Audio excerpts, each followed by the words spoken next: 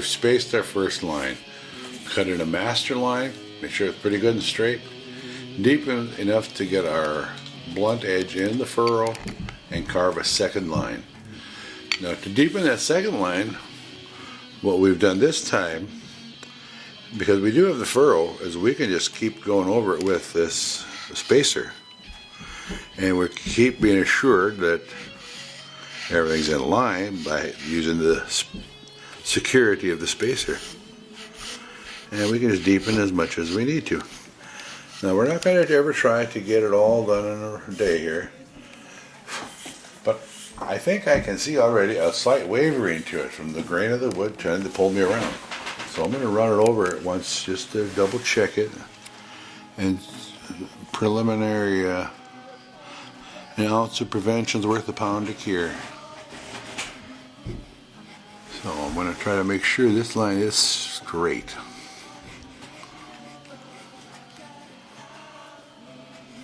Because if you had it one line off, the subsequent lines just keep getting wider and wider off the mark. Now I'm pretty assured that is straight. If it wasn't, it straightened it out. Now we can continue. And at any time you suspect you've got maybe a slight curvature to the line that's not wanted, just run that jointer planer in there. And we mark off the next line. And again, just a little gently in case hit some hard grain and it unexpectedly jumps out of the track or something. Because once you have this thing traced on there where you can see that new line, well, now when you go to deepening it, you would instantly know if you're jumping the line at all.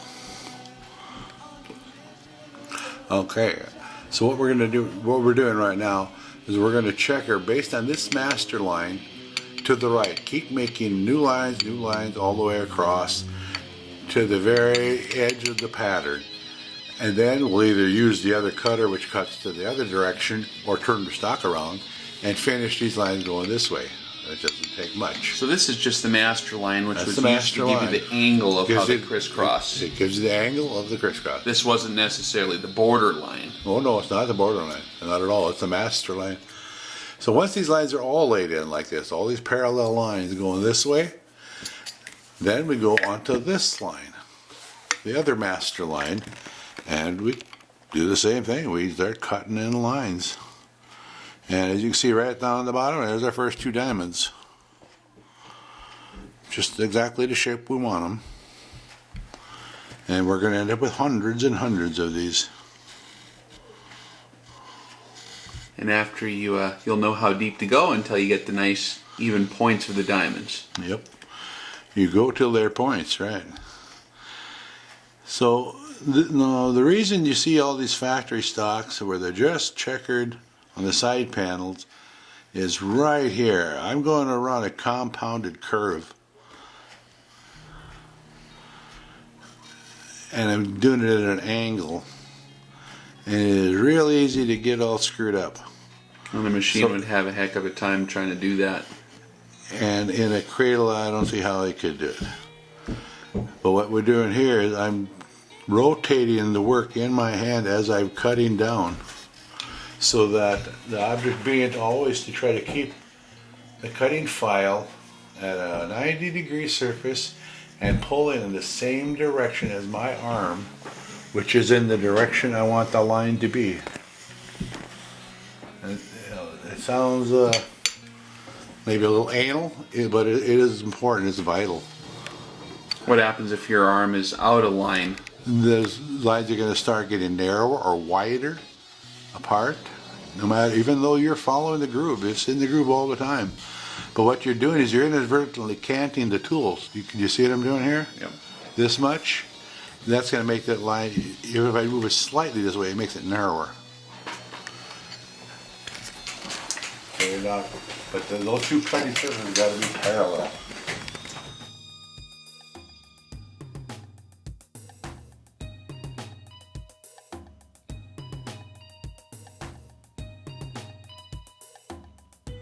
So we keep deepening these lines, and once they're fairly well deep, usually I'll go with a single line cutter just to go a little quicker maybe, and because I'm confident. But it's not a bad idea. In fact, it's a good idea to do the entire checkering process with the spacer. Now, excuse me, I'm going to go crossways here to double check that one. And we're going on those directions.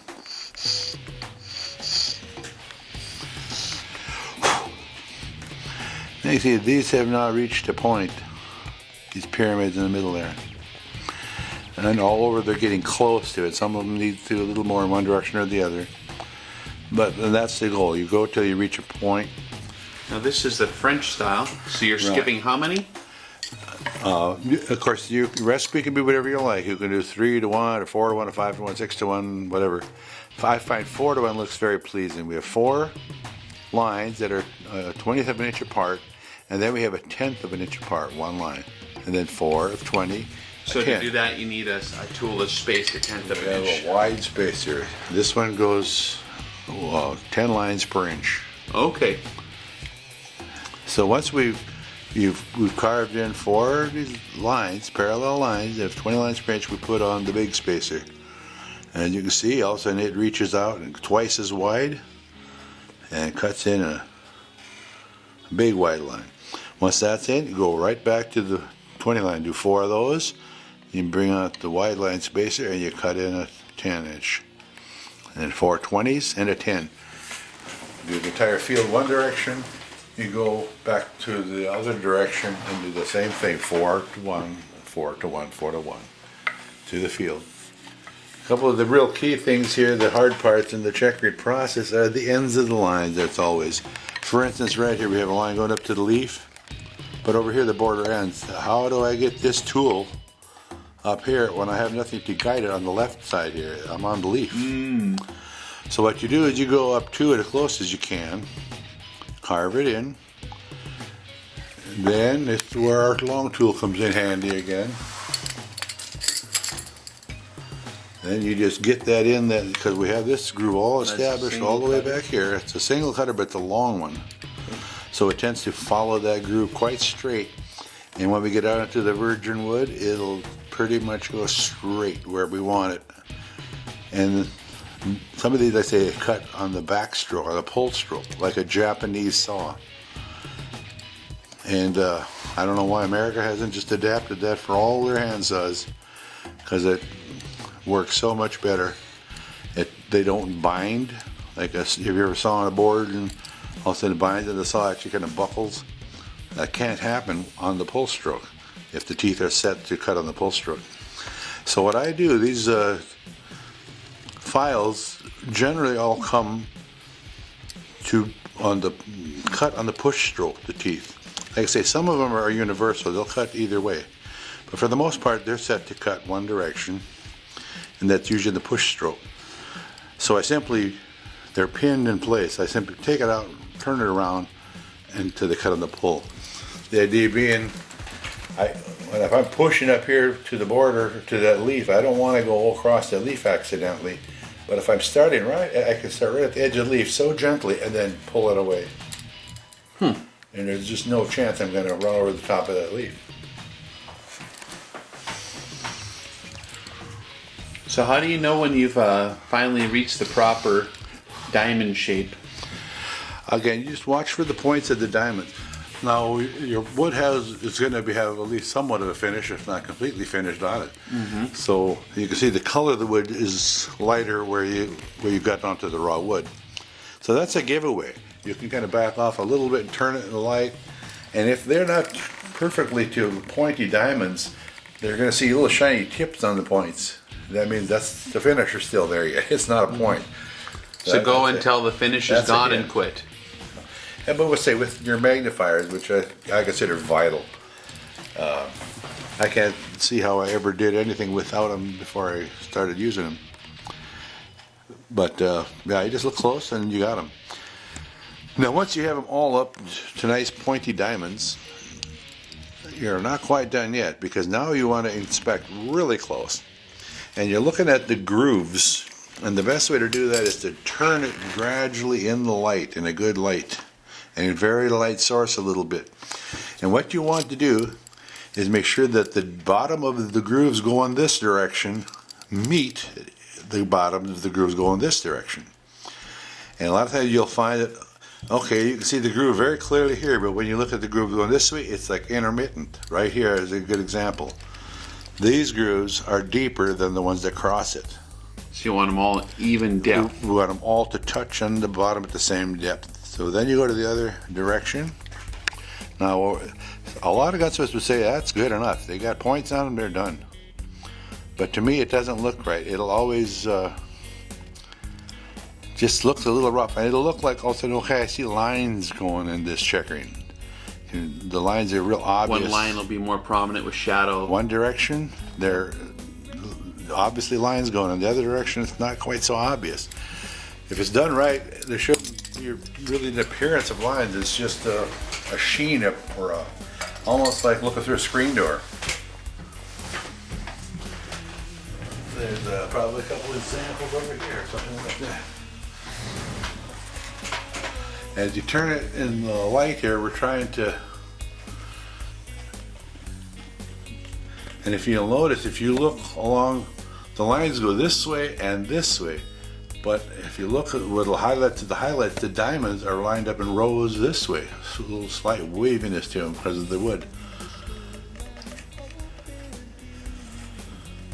But this is pretty good. I got the depths all quite uniform. And then I consider it done. So as you turn it in the light, you'll see anything that's a little off. And to check the depth, like I said, the turning in the light, and you do want to go this way to get the light to shine in the grooves. All Like different this way, angles. or Yep. This way, right? Yep. This light source in the whole process is great. And as you're cutting or carving, checkering, whatever, if you have a low angle light, the slightest little bumps or cuts or grooves in there, it casts a shadow and it makes it stand out. If you had a full strong light from directly above, it just kind of washes out with too bright. So once you've got the bottoms all made in as well, you take a tip of oil, linseed oil, just rub it on there, and then take a good old worn toothbrush and scrub that oil into the grooves. And try to go both directions, and really look close that you're getting in every little bit of the grooves, because this is to protect the wood. You don't want it to absorb moisture, and then it'll swell on your nose. And you don't want it to pool up in the bottom of the grooves, which it'll try to do. You want to brush it up very well. Don't use too much oil. Once you got a little in there, spread it out, boy. Spread Then that keep as an far eye as on you it until can. it starts to dry. Right. Come back and rebrush it. First coat's not going to be too much of a problem usually because it's raw wood and it's going to be fair to absorb it. But still, you want to brush that out as thin as you can once you get in there, and yet cover every area.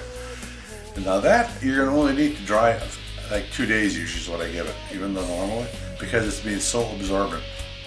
And also because you're not going to leave fingerprints on diamonds. You know, that's a blessing of it. But after a couple days, I do the same thing, another coat, and boy, brush it out good. So it's only a very, very thin coat, and be sure you don't let it get so thick that it pools up. If you should happen to rinse it, you realize that, my goodness, there's too much oil in here. Take a cloth, just press it and get it to absorb that oil out of it as much as you can, and then brush the remainder out. And that's your checkering. Now I'm gonna just touch up on this whole checkering video here with a few other final pointers. You'll see right in some places you're gonna run into some extremely short lines where even your shortest checkering cutter is probably longer than the line itself. But one of the ways to do this is you use just the toe of the cutter. You get a steeper angle on it, and again, the danger is overrunning that line and cutting into your ribbon or your border. So you use your thumb as a stop, and you pull, but the thumb is pushing back all the while you're pulling, and you just vary the amount of pressure going both directions enough to allow it to come a little bit, but just barely. Physically block it. You're literally pushing and pulling at the same time, and you can go right up to the border. And again, to always cut away from the border whenever possible. Another little trick is to use the heel of the cutter and put it down right on the border and push away. Now, it doesn't matter which way the teeth are pointing for such a short line, it'll still cut it right down in there. And then if you got some cases like that, or even shorter lines, you just can't get in there at all, and your veining chisel again comes into play. We see right here, there's just a hint of a line, and it really didn't get quite deep as it should have. So I'm going to finish it off. And again, I'm pulling and pushing at the same time. Now, on here, I won't be able to go quite as deep because the borders are so wedged in. So in order to make it wide enough at the top, I'm going to have to just cant this to one side and then the other.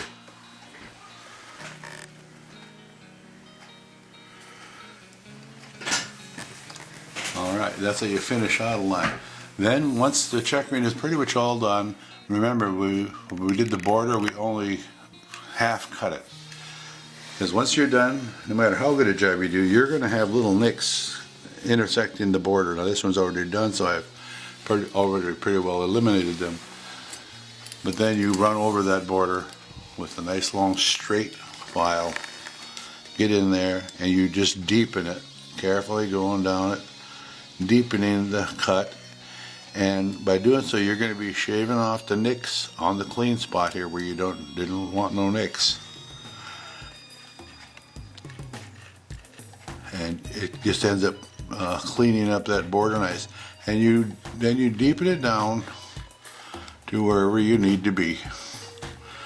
Generally the same depth as the checkering. Now at this stage, if you've had a lot of bad nicks, this is a Beat nicks? Are that Bad nicks? bad nick, a little too deep, a little too far into the checkering, then you can use the appropriate tool, if you can find it. Let's see what's. It's got to be this. I don't know if you can see it good here, but this is a 2-row cutter. It's 20 lines per inch, but there's teeth on both sides. Not only that, the bottom of this is a rounded U-shaped bottom. It's a border cutter. And it's made to cut a rounded border. I'm trying to think if I have something that has a rounded border on it. I don't want to recut something that doesn't.